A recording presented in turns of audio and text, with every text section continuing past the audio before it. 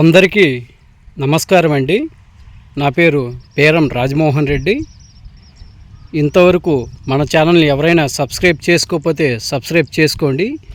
ఎందుకంటే వరిలో ఏ కొత్త రకాలు వచ్చినా కానీ నేను బ్రీడర్ తీసుకొచ్చి దాన్ని డెవలప్ చేసి మన రైతు సోదరులందరికీ అందజేస్తుంటాను.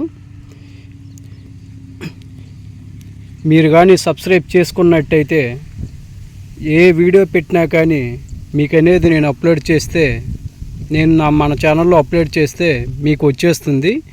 దాని ద్వారా ఏ కొత్త వెరైటీలు రిలీజ్ అవుతున్నాయో వాటిల్లో మంచి ఏవో చెడు ఏవో మీకు కూడా నేను క్లియర్గా వివరించడం జరుగుతుంది. మీరు ప్రజెంట్ చూస్తున్న ఈ వరి వెరైటీ వచ్చేసరికి కేఎన్ఎం కూనారం వాళ్ళు డెవలప్ చేసినటువంటి కేఎన్ఎం 12368. దీని పంటకాలం వచ్చేసరికి ఖరీఫ్లో అయితే 130 రోజులు, రబీలో అయితే 125 రోజులు. దీని దిగుబడి సామర్థ్యం వచ్చేసరికి ఎకరానికి 75 కేజీలు బస్తాలు 60 దాకా వచ్చాయి. చాలా బాగా పండుతుంది. చూడండి ఫీల్డు ఎంత గ్రీనిష్గా ఉందో. ఎక్కడ కూడా తెగులు అనే మాట అనేది కనిపించట్లేదు. అగ్గి చుక్క కానీ ఎటువంటి మెడిరుపు కానీ ఎటువంటి మోగు పురుగు అటాక్ కానీ ఎక్కడా లేదనమాట. అంత బాగుంది. చాలా అంటే చాలా బాగుంది. చూడండి చాలా ఎన్ను పొడుగు అనమాట. ఈ బాగా దుబ్బు చేత చేస్తుంది. వెన్ను బాగా పొడుగు ఎక్కువ. చూడండి లైవ్లో చూపిస్తున్నాను మీకు. వెన్ను అనేది ఎంత పొడుగ్గా ఉందో. ఇది వచ్చేసరికి గింజ వచ్చేసరికి బాగా సన్నగా ఉంటుంది. ఒక్కొక్క కంకిలో వచ్చేసరికి 500 నుంచి 550 గింజలు ఉంటాయి. ఖచ్చితంగా 60 బస్తాలు దిగుబడి అనేది 75 కేజీల బస్తాలు ఖచ్చితంగా వస్తుంది. దీనికి మెడిరుపు కానీ అగ్గి తెగులు కానీ తర్వాత వచ్చి మోగు పురుగు అటాక్ కానీ పాంపూడ తెగులు కానీ చాలా అన్ని వ్యాధుల్ని సమర్థవంతంగా తట్టుకుంటుంది. తర్వాత వచ్చేసరికి దీనికి కాండం అనేది దృఢంగా ఉంటుంది. చేను మీద అనేది అస్సలు పడిపోదు. ఈ మన ఫీల్డ్ వచ్చేసరికి మొత్తం వెన్ను అనేది వంగిపోయింది. చూడండి మొత్తం గింజ అంతా పాలు పోసుకుంది. ఇదనేది ఎక్కడా కూడా ఒక కర్ర కూడా పడిపోలేదు, ఒక దుబ్బు కూడా పడిపోలేదు. దుబ్బులో వచ్చేసరికి ఒక్కొక్క దుబ్బుకు వచ్చేసరికి 50 నుంచి 60 పిలకలు ఉంటాయి సరాసరిన. అందువల్ల ఏంటంటే దిగుబడి అనేది 60 బస్తాలకి రావడం కారణం అది. బాగా దుబ్బు చేస్తుంది. కాండం అనేది బాగా దృఢంగా ఉంటుంది. దీన్ని పండించే విధానం వచ్చేసరికి స్టార్టింగ్ అయితే 30 రోజులకైతే నాటడం జరిగింది.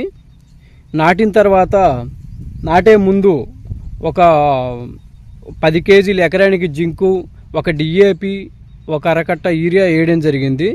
తర్వాత ఒక నాటిన 15 రోజులు పిలక దశలో వచ్చేసరికి ఒక 10 కేజీలు కెల్డాన్ 4G గుళికలు, ఒక 20 ఒక అరకట్ట యూరియా వేయడం జరిగింది. తర్వాత వచ్చేసరికి అగ్గి తెగులుకు వచ్చేసరికి క్రిస్టల్ కంపెనీ అజోస్ట్రిక్, పురుగు మందు వచ్చేసరికి కింగుడాక్స్ అనేది కొట్టడం జరిగింది. ఇంకా రెండో ట్రిప్లో చిగురు దశలో ఎకరానికి వచ్చేసరికి ఒక 25 కేజీలు యూరియా, 25 కేజీలు పొటాష్ వేయడం జరిగింది. తర్వాత వచ్చేసరికి వెన్ను అనేది బాగా పాలు పోసుకోవడానికి, వెన్ను మీద నల్లి లేకుండా ఉండడానికి ప్రొపనోపాస్ అనేది, తర్వాత ధనుకా కంపెనీ మోటార్, తర్వాత గెలీలియో ఒకసారి కొట్టడం జరిగింది. అప్పుడు వెన్ను మొత్తం క్లియర్గా పాలు పోసుకొని ఎక్కడా కూడా మెడిరుపు లేకుండా చేను మొత్తం నీట్గా ఉంది. చూడండి ఎలా బాగుందో. ఈ కంకులు చూడండి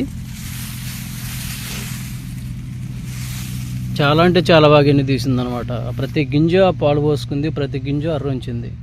చాలా బాగుంది అనమాట.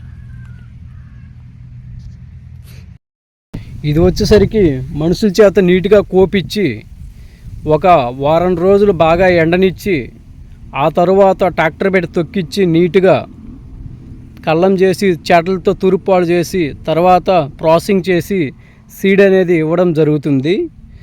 25 కేజీల ప్యాకెట్లో ఇవ్వడం జరుగుతుంది.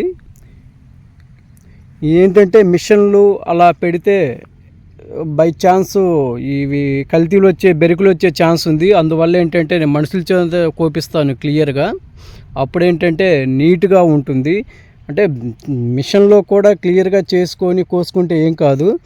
అంత ఇబ్బందికరమైన పరిస్థితిని నేనైతే తెచ్చుకోను. మనుషులు మాకు అవైలబిలిటీతో ఉంటారు.